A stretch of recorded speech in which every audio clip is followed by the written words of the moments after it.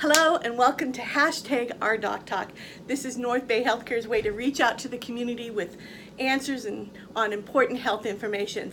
I'm social media and online specialist Robin Miller, and we're doing this a little different today. This normally would have been a Facebook Live, however, Facebook is down worldwide, so we're recording it and we'll post it later. But I want you to know, those of you who are tuning in and watching this, that if you have a question, you can always email it to me at robin.miller@northbay.org, and I can get the answer for you from the doctors. With me today this is Dr. Brian Vikstrom and his lovely bride, Karen Vikstrom, who's a genetic counselor here at NorthBay. Dr. Vikstrom is an oncologist and hematologist, and today we're talking about cancer treatment, the latest advances, and in particular, what's happening in genetic testing and genetics when you're dealing with cancer. So let's just get right into this.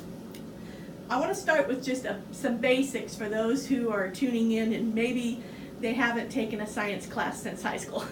Explain to me, what is cancer and what's going on genetically in cancer when we talk about, what's going on in there? What is a gene? What does it do? And what is cancer? What's happening? Either one of you can start. I can take that. So I think it's important to understand that all cancers are caused by damage that's occurred in genes. It's the difference, though, between a hereditary cancer and a cancer that we call random or sporadic is that the damage occurs either in just one cell or the damage has been passed down in the family.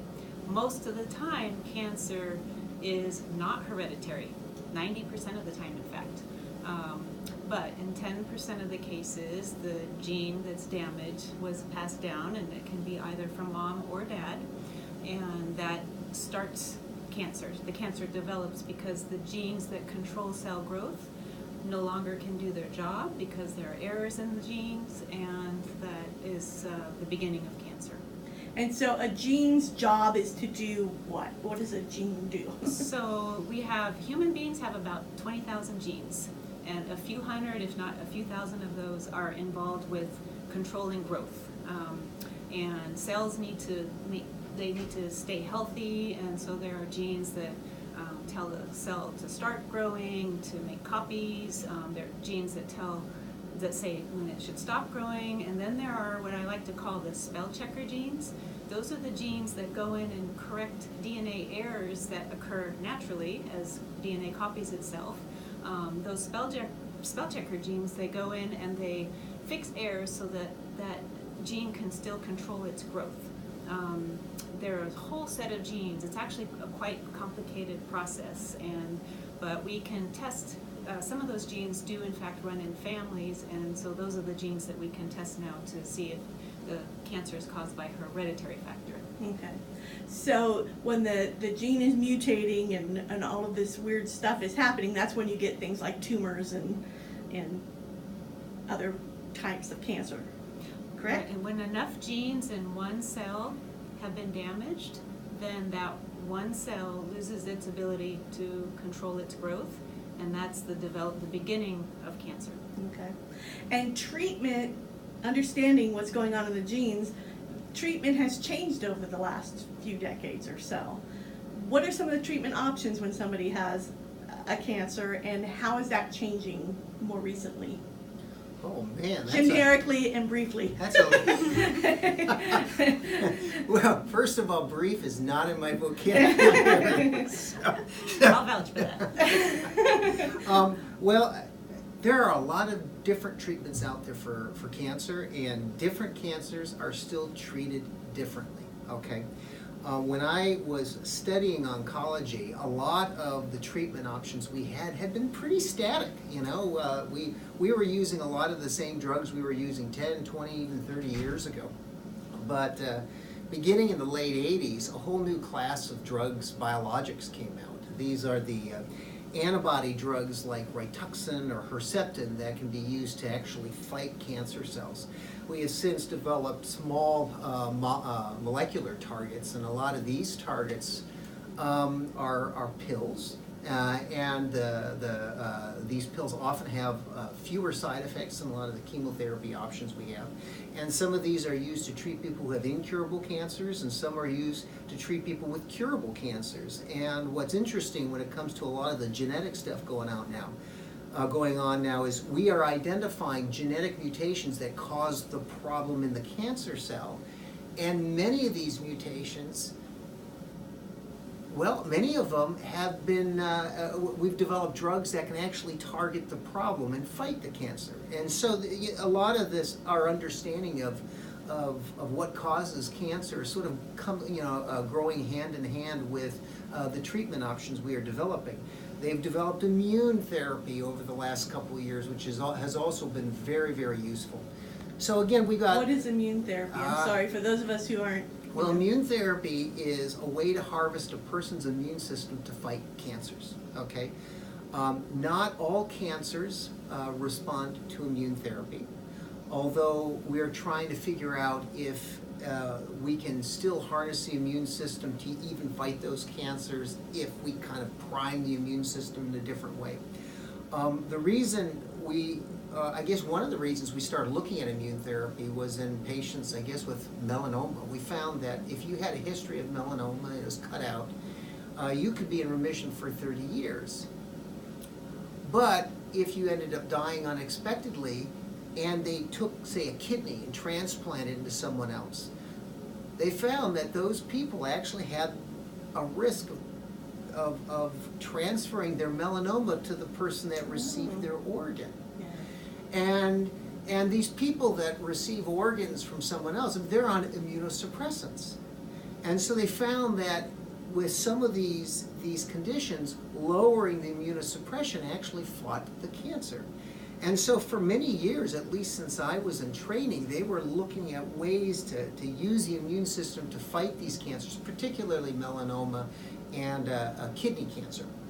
And it wasn't until the last several years that they found some therapies that worked wonderfully. In fact, that the people that won the Nobel Prize for Physiology last year won that prize because of their immune therapy work. But anyway, we've got medical treatments, we've got surgery. There's still a role for surgery in most curable cancers, and we rarely recommend avoiding surgery in those situations, and there's still a role for radiation. So it's one of those things that's still complicated, and it depends on your cancer, and it's something that anyone should ask their oncologist when they come see them for the first time. Right. And certain kinds of cancers affect people in different ways. So it might be breast cancer in one person affects them one way and acts differently in another person, right? So the treatment within the types of cancer may vary from person to person. Well, when we first started treating cancers, we found out that certain cancers behave differently depending on what part of the body they started off in. So breast cancers had a certain behavior, kidney cancers had a certain behavior, lung cancers had a certain behavior. But it's gotten a lot more complicated, in part because of our understanding with the genetic causes of these cancers. And we found out that certain genetic mutations are present among different cancers that start off in different parts of the body. And in many of these situations, we can use the same medications for one of these cancers as we do for one that begins in a different organ. In fact, I would say a lot of our treatment is becoming much more personalized because of it. So there are many different types of breast cancer, many different types of head and neck cancers. I think what an important point to make is that sometimes one gene can cause different types of cancer in different genders, for instance. So a good example is breast cancer. The most common cause of hereditary breast cancer is BRCA1 or BRCA2 mutation. Sometimes people call them BRCA1 or BRCA2. A BRCA2 mutation can cause breast cancer in a woman, but it can cause prostate cancer in a man. And a lot of people are surprised to learn, especially men who have a diagnosis of prostate cancer, that they have a gene, a breast cancer gene, that is actually the cause of their prostate cancer. And that's being handed down to them through from either their mom or their dad, exactly. And a man who has a BRCA2 mutation can pass that on to his daughters, which puts them at risk, say, for breast and ovarian and some other types of cancers. So it's a kind of a complicated picture now. So when we talk about getting genetic testing done, is that, do you do the genetic testing just for the person who has the diagnosis of cancer? Or can somebody who has a history come in and get a genetic test done to see if they're at risk? Yeah, that's a really good question. It can be both. The answer is both. So I often see patients in the clinic who have a diagnosis and something about their situation is a red flag. For instance, they might be very young. They might have a rare type of cancer like ovarian or pancreatic. They might have both cancer and a family history, so there's a lot of different reasons people are referred, and most of the time it is appropriate to test them. But you can also have either a first or a second degree relative. You can be unaffected but have a family history and still meet testing criteria. So an example, if I am unaffected but I have a mom, a sister, or a child with, say, ovarian cancer or early onset breast cancer, say under the age of 50, I meet criteria for testing even though I'm unaffected. And the reason that we're testing unaffected people is we want to identify people who do have that genetic risk, that background risk, because then we start screening them very carefully. They have options for screening and surveillance, and if they don't know they're at risk, they may not necessarily be getting the appropriate screening. So if I get tested and I have one of these genes, does that automatically mean I'm going to get cancer? Another great question. No, we can carry these genes and live our whole lives and not get cancer. All we know is that if you have an inherited risk, and it could be any one of the dozens of genes that we can test for, your risk can go above average. And so depending on the gene we're talking about, there are specific guidelines in place to manage risk. But again, you don't necessarily develop cancer just because you carry a gene. Okay. So if I am diagnosed with a cancer, is there genetic counseling or testing that goes on at that point, or is it too late? You got the cancer already. I mean, what do they do to look at the genetics of that cancer? I guess is my question. Well, I mean, it's different for different people. The thing is a lot of our treatments will be the same whether or not you carry a cancer gene. But there are certain situations where the treatment may be different. Okay, for example, if you carry a gene that puts you at a very small but real increased risk for breast cancer, it's probably best to treat you similarly to what we do with other people. But for example, people with BRCA mutations, they may be at a much higher risk of developing a new cancer in the future. And so in those situations, your decision on what you're going to do may change. Okay, most of the time women will say, okay, I want to have a lumpectomy, the least aggressive surgery that I need to take care of that problem. But if you have a higher chance of getting another cancer, then you might opt for a mastectomy. You may opt for even removing the other breast as a preventative treatment. Now, if you carry one of those genes, that doesn't mean you have to do a mastectomy. It is another treatment option, and I think in some situations it's nice for women to know that before they go under the knife. And as a general rule, we prefer fewer surgeries if we can than more. Some of the genetic conditions that cause cancers may actually have treatment options available, particularly in the future for cancers like the prostate. For women with certain breast cancer genes, if they have cancers and let's say a stage 4 tumor, not women with curable cancers, but if you have a stage 4 tumor, we actually have treatment options available now that make women live longer and do better, and that are really reasonably well tolerated. And so you know, there are a variety of treatment, prevention, surgical options that are available. And is this covered by insurance? Is genetic testing covered by insurance? Most insurances. Most of the time it is, if a patient meets testing criteria, and that's part of what I determine when a patient's sitting down in front of me. I draw a detailed family history, 3 or 4 generations, and I'm looking for patterns in the family history that tell me which genes we should be testing, and also does the patient meet testing criteria. If they do, And it's really, nowadays, the criteria aren't too strict. They used to be very strict, but it's getting easier as the years go by to test people. If they meet criteria, the most that our patients generally pay is $100 out of pocket. Oftentimes they pay nothing if they're meeting criteria. If they don't meet criteria, because the cost of testing has come down so much in the last few years, I can still offer them testing and they pay out of pocket. And that cost can be, with some labs, as low as $99. So there is also, it ranges from $99 to about $250. We're talking quality test, comprehensive, patient pays out of pocket, and they can get that done whether they meet criteria or not. And I'm a big fan of doing that because we know we're missing a lot of families that have a hereditary cancer syndrome because historically our criteria have been too strict. We're missing about half of all families that have hereditary breast and ovarian cancer syndrome. We know that now because we're starting to test people in the general population, and we've only been testing people who have really strong family histories up until now. Colon cancer, same story. We're missing 50 to 75% of those families because the criteria for testing have been so strict over the last 15, 20 years. Now we can start offering testing to people who don't meet that strict criteria because the cost is low. How is the genetic testing that you're doing different from some of these commercial things, the 23andMe's out there in the world? How is what you're doing different from what they're doing? So the test, 23andMe is looking at only a few variants in a limited number of genes.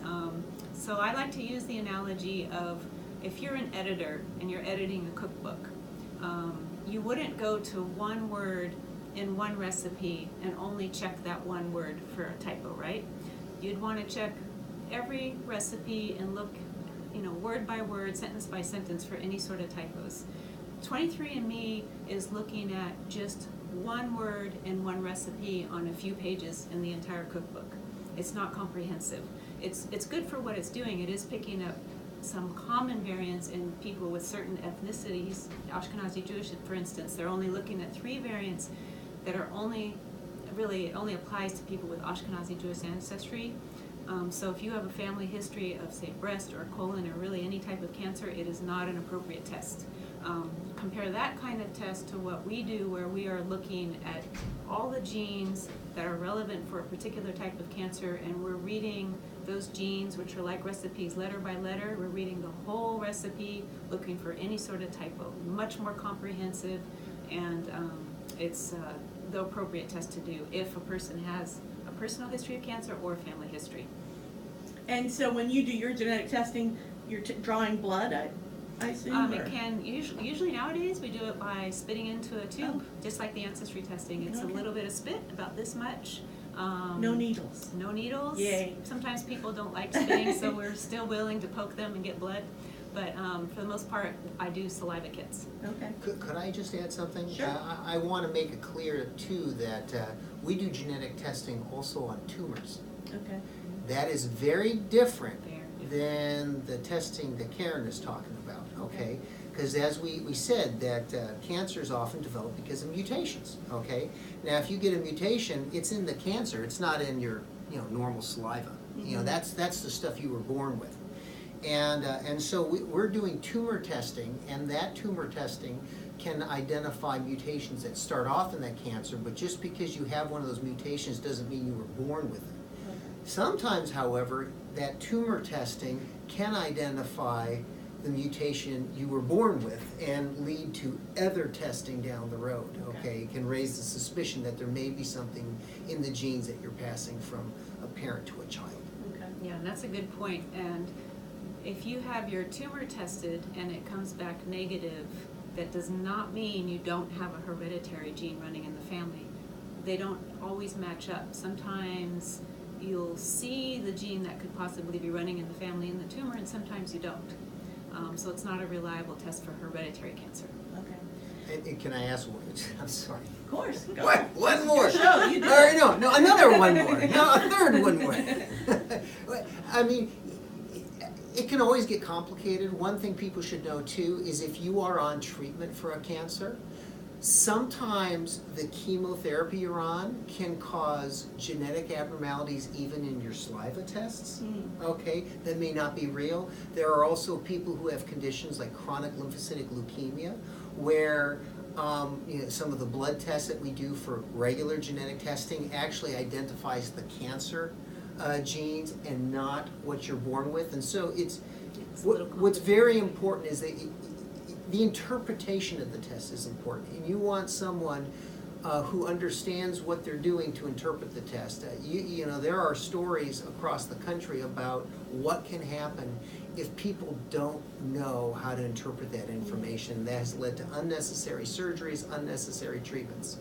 I would say that's a really good point, and to take that one step further, it's important to know how to interpret your hereditary cancer test as well, because there is, I like to call them pesky variants of uncertain significance that are actually a quite common finding. We call them VUS for short, so variant of uncertain significance.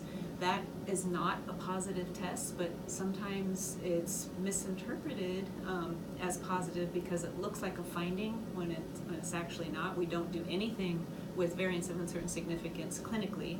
We give the lab more time to collect data. Most of the time they turn out to be nothing and they get reclassified as benign, but it's really important that your test result be interpreted in the correct context and your clinician knows how to act on it. Okay. Now there were recent headlines about a group, the American Association of Breast Surgeons, endorsing the idea of if you had breast cancer in the past, you should get more testing done, or regular testing. What has changed there in terms of recommendations for getting this genetic testing done? So they're the first professional society to come out and say all women with breast cancer should have genetic testing, and we're talking about the hereditary testing, not the testing of the tumor. Right.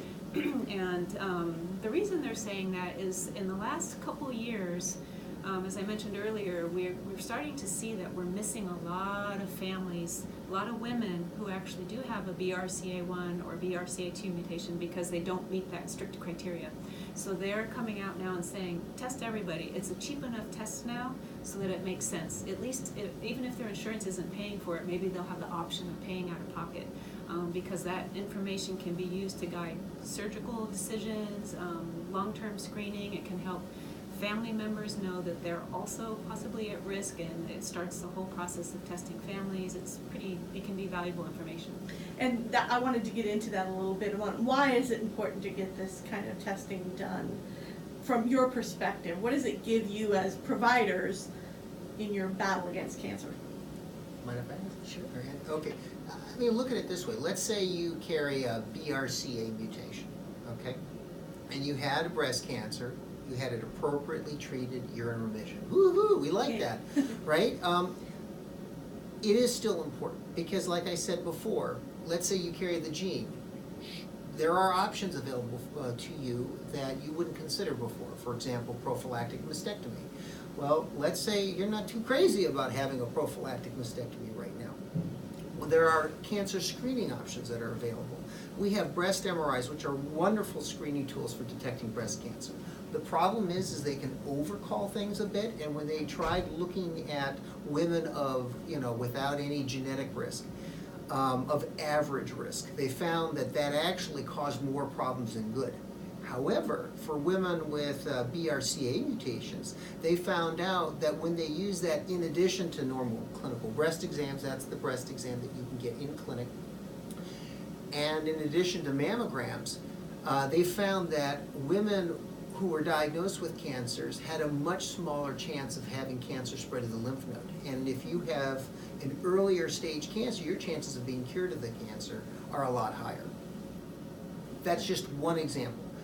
If you have a hereditary colon cancer, like Lynch syndrome, instead of getting colonoscopies every 10 years, we recommend colonoscopies every 1 to 2 years. If you have hereditary gastric cancer, I mean, there are different recommendations, and so it does make a difference, and it does help know. Okay. So we're almost out of time, but if you could give one piece of advice to the men and women out there who are concerned about this on genetic counseling and that sort of thing, what would you tell them? Well, I would like to say, if you've been tested in the past, if it was before the year 2014, get retested now. Back in 2012, 2013, we were only testing for 2 genes. Now I can test up to 81 genes. Oh, wow. So what we didn't detect back then, it's possible we could find it now. I would say that's my main advice, and also if you suspect you have a family history of cancer, it is always worth talking to somebody like me, or finding out information to consider testing, because we're moving towards population screening. We're not there yet, but I think really in the end we're all going to we'll end up getting this kind of testing. It's better to know genetic testing can save lives. Finding cancers early makes them more treatable, curable, and that is the whole goal of genetic testing. Okay. And from your perspective as a doctor, Quit smoking. quit smoking. I knew you were going to say something like eat healthy, exercise, and quit smoking. And that's important, right? Yes. I mean, smoking causes cancers, it leads to strokes, heart attacks, very important. Exercise and eating a good diet are still very important things. Now, we may have less information about the effect that certain diets may have on cancer than